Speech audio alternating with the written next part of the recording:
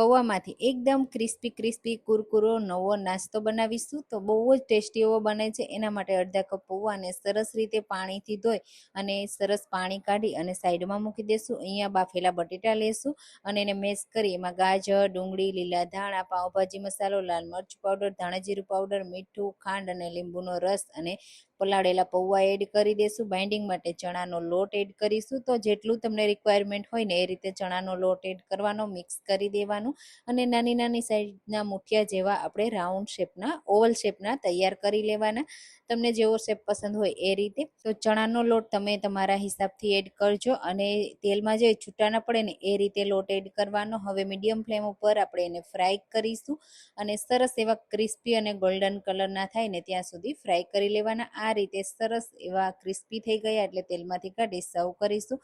તો એકવાર આ નાસ્તો જરૂરથી ટ્રાય કરજો, કમેન્ટમાં કહેજો કે રેસીપી કેવી લાગી।